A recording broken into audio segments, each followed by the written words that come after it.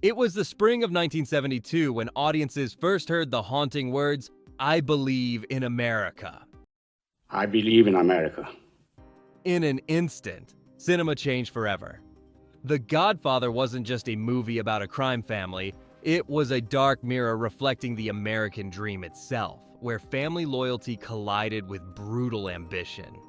Francis Ford Coppola's masterpiece transported us into the shadowy world of the Corleone family, creating characters so vivid they've become cultural touchstones across generations. But what about the extraordinary actors who brought these characters to life? Their performances weren't just acting, they were transformations that redefined what cinematic storytelling could achieve. From method actors at the start of legendary careers to established stars taking career-defining risks, The Godfather assembled a cast whose chemistry created pure movie magic. Today, we look back at these remarkable performers, where they came from, how The Godfather changed them, and where life took them afterward.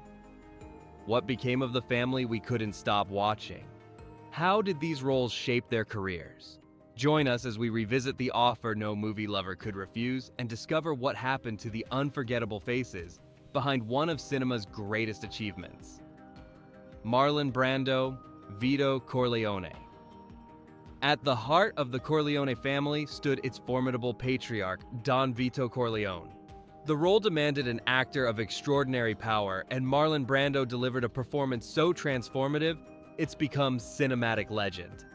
At 47 years old during filming, Brando was already Hollywood royalty, having revolutionized acting with his raw, vulnerable performances in A Streetcar Named Desire and On the Waterfront.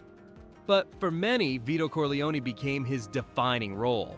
Who can forget that distinctive gravelly voice, those deliberate movements, or the cotton-stuffed cheeks that completely altered his appearance? What many don't realize is that Paramount initially didn't want Brando, considering him difficult and past his prime. Coppola fought fiercely for him, even arranging a secret screen test that won over skeptical executives. The gamble paid off spectacularly when Brando won his second Oscar, which he famously declined in protest of Hollywood's treatment of Native Americans. After The Godfather, Brando continued his renaissance with Last Tango in Paris and Apocalypse Now, but gradually became more selective and eccentric in his choices. Until his death at 80 in 2004, he remained an enigmatic figure, both revered and controversial. His portrayal of Vito Corleone fundamentally changed how we think about power on screen. Not through shouting or violence, but through stillness, whispers, and the gravity of absolute authority. Has any character ever commanded such respect with such quiet intensity? Brando showed us that true power speaks softly, and his Don Corleone continues to influence actors and filmmakers nearly 50 years later. Al Pacino, Michael Corleone. Who could have predicted that the reserved, clean-cut war hero would become the family's most ruthless leader? As Michael Corleone, a young Al Pacino gave us cinema's most chilling character transformation. Just 31 during filming, Pacino was virtually unknown, having performed primarily in theater. Like Michael himself, Pacino was the outsider. Studio executives repeatedly tried to fire him during early production, with only Coppola's stubborn faith keeping him in the role. The gamble created cinematic history. Pacino's performance is a masterclass in restraint and calculation. Watch his eyes throughout the film. They gradually harden as Michael's soul darkens, culminating in that devastating final scene as the door closes on Kay, symbolically shutting out his humanity. His journey from reluctant family member to cold-blooded Don remains one of film's most profound character arcs. The Godfather catapulted Pacino to superstardom, leading to iconic roles in Serpico, Dog Day Afternoon, and The Godfather sequels. His explosive, often volcanic performances became his trademark, making his initial restraint as Michael all the more remarkable in retrospect. Now in his 80s, Pacino remains an active, celebrated force in cinema, with an Oscar win for Scent of a Woman and nominations for classics like The Irishman. What makes his performance as Michael so enduringly powerful? Perhaps it's because Pacino showed us not just a character's actions, but the psychological cost of those actions. The visible erosion of a man's soul in pursuit of power. Has any actor ever made moral corruption look so tragically inevitable? James Caan, Sonny Corleone. As the hot-headed eldest Corleone's son, James Caan created one of cinema's most explosive characters. Sonny was all impulse and fury, the exact opposite of his calculating brother Michael. At just 32 during filming, Caan brought raw physicality and dangerous charisma to the role. Remember that brutal scene where he beats Carlo with a trash can lid? That visceral intensity became Caan's trademark. What's remarkable is how, despite Sonny's violence, Caan made him deeply human, a fiercely loyal family man whose emotions ultimately became his downfall. Before The Godfather, Caan had appeared in films like El Dorado and Coppola's The Rain People, but Sonny made him a star overnight. The toll booth assassination scene remains one of cinema's most shocking moments, with Caan later revealing he wore over 140 squibs to create that devastating hail of bullets. After The Godfather, Caan delivered memorable performances in The Gambler, Misery, and Thief, though he experienced career ups and downs, including a self-imposed hiatus in the 1980s. Despite numerous other roles, Sonny Corleone remained the character fans most associated with him until his passing in 2022 at age 82. Caan once joked that the infamous toll booth scene had strangers stopping him for decades to say, "Hey, weren't you killed in The Godfather?" His performance as Sonny demonstrated how a supporting character could become absolutely unforgettable through pure intensity and emotional authenticity. What other actor could have made us care so deeply for someone so dangerous? Robert Duvall, Tom Hagen. Every family needs a voice of reason, and in the Corleone household, that was Consigliere Tom Hagen. Robert Duvall was 41 when he created this study in quiet competence. The adopted son whose German-Irish heritage meant he could never be a true Corleone, yet whose absolute loyalty made him the family's backbone. While others raged and threatened, Hagen calculated and negotiated. Remember his unflinching delivery of the infamous horsehead threat to the Hollywood producer? Duvall showed how true intimidation requires no raised voice, just absolute certainty. Before The Godfather, Duvall had impressed in films like To Kill a Mockingbird and MASH. But Tom Hagen demonstrated his remarkable ability to communicate volumes through minimal expression. The role earned him his first Oscar nomination and helped establish him as one of America's most versatile actors. After The Godfather, Duvall created an extraordinary legacy of performances, including Apocalypse Now, The Great Santini, and his Oscar-winning turn in Tender Mercies. Now, in his 90s, Duvall remains one of our most respected living actors with 7 Academy Award nominations across 5 decades. His Tom Hagen exemplifies how essential a supporting character can be to a film's success. The steady center around which the more volatile personalities revolve. What makes his performance so enduring? Perhaps it's how Duvall embodied the complexity of absolute professionalism in service to a criminal enterprise, showing us a man whose intelligence and loyalty were beyond question, even as his ethics remained ambiguous. Diane Keaton, Kay Adams. As the outsider who becomes tragically ensnared in the Corleone web, Diane Keaton's Kay Adams represented our own perspective into this criminal world. At just 26 during filming, Keaton brought an innocent earnestness that perfectly contrasted with the family's darkness. Kay begins as Michael's hopeful college girlfriend, believing his promise to legitimize the family business. How devastating is her journey as she gradually discovers the truth behind her husband's transformation? That heart-wrenching scene where Kay realizes Michael has lied about Carlo's murder crystallizes her character's impossible position. Before The Godfather, Keaton had primarily worked in theater, making her film debut in Lovers and Other Strangers. The role of Kay launched her extraordinary career, which would soon flourish through her iconic collaborations with Woody Allen in films like Annie Hall, for which she won an Oscar. Her versatility shone in dramas like Reds and comedies such as Baby Boom, establishing her as one of America's most beloved actresses. Now in her late 70s, Keaton remains an active, vibrant presence in cinema, with her distinctive style and authentic performances continuing to captivate audiences. Her portrayal of Kay demonstrates the crucial importance of perspective in storytelling. Through her eyes, we experience the full tragic arc of Michael's corruption. Without Kay's moral center, we might miss the true cost of the Corleone family's choices. How many of us still feel that crushing disappointment when the door closes on Kay in the film's final moments?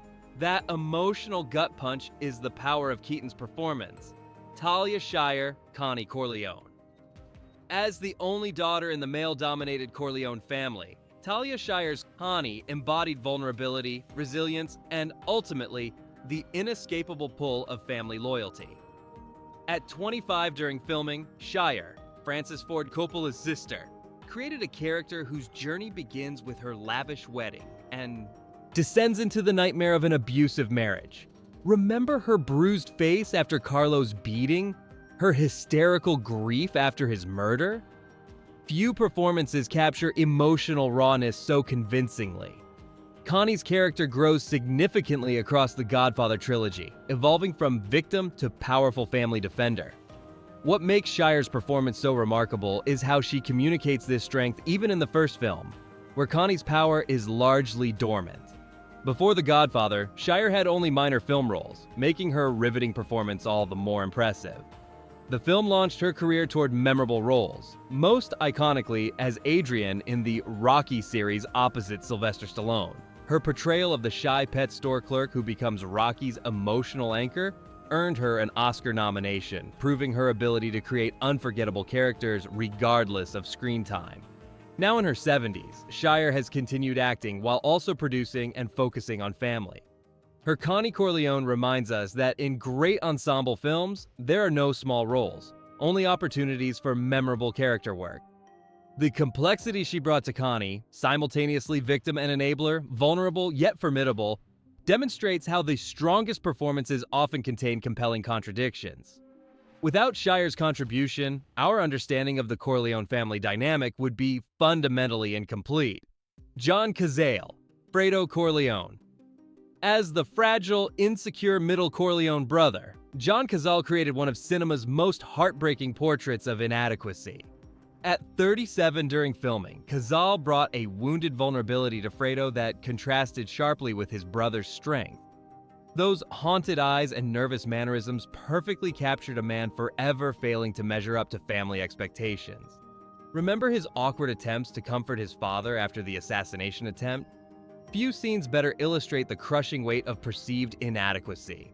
What's extraordinary about Cazale's career is its perfect batting average. He appeared in only 5 films before his untimely death, all nominated for Best Picture, both Godfather films, The Conversation, Dog Day Afternoon, and The Deer Hunter. His collaboration with Al Pacino in Dog Day Afternoon showcased their remarkable chemistry, with Cazale's Sal providing the perfect counterpoint to Pacino's manic energy. Tragically, Cazale died from lung cancer in 1978 at just 42, with his final film, The Deer Hunter, completed while he was already ill. Meryl Streep, his partner at the time, has spoken movingly about his extraordinary talent and the depth he brought to every role. Despite his brief career, Cazale's impact on American cinema remains profound. His portrayal of Fredo, especially developed further in Part 2, stands as one of film's most nuanced explorations of masculine inadequacy and family betrayal.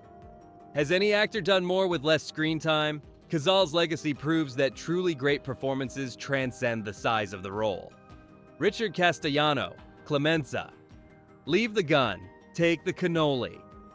With that improvised line, Richard Castellano created one of cinema's most memorable moments as the food-loving, methodically ruthless Peter Clemenza.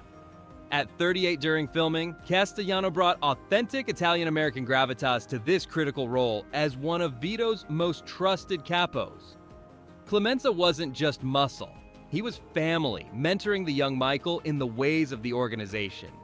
Remember him teaching Michael to make spaghetti sauce between discussions of murder? That's the essence of the character. Deadly business conducted with everyday casualness. Before The Godfather, Castellano had earned an Oscar nomination for Lovers and Other Strangers and appeared in various television roles. His performance as Clemenza significantly elevated what could have been a stock character, infusing him with humor, loyalty, and chilling matter-of-factness about violence. The authenticity he brought to the role helped establish the film's credible depiction of mafia culture. Surprisingly, Castellano didn't return for The Godfather Part 2 due to contract disputes, with his character's storyline given to a new character, Frankie Pentangeli. It was a significant loss, as his chemistry with the cast had been exceptional. Castellano continued working in film and television until his death in 1988 at age 55. What makes his performance so memorable? Perhaps it's how Castellano embodied the duality at the heart of the film, the juxtaposition of warm family life with brutal criminal activity. His Clemenza could discuss murder while worrying about forgetting dessert, capturing the normalized violence that defined the Corleone world. Through this supporting character, we understand how criminal behavior becomes simply business as usual. 50 years have passed since The Godfather first captivated audiences, yet these performances remain undimmed by time. What began as a crime drama became a profound meditation on America itself, its promises, contradictions, and the price of success. Some cast members like Brando, Cazale, Keane, and Castellano have left us, while others continue to grace our screens. But together they created something truly immortal. What's remarkable isn't just their individual brilliance, but their perfect harmony. Each actor understanding exactly how their character fitted into this operatic whole. The result feels less like a movie and more like eavesdropping on real lives unfolding before us. Which of these performances affected you most deeply? Whose journey do you find yourself thinking about long after the credits roll? The true testament to these actors' achievements is how their characters continue living in our cultural imagination, prompting new perspectives with each viewing.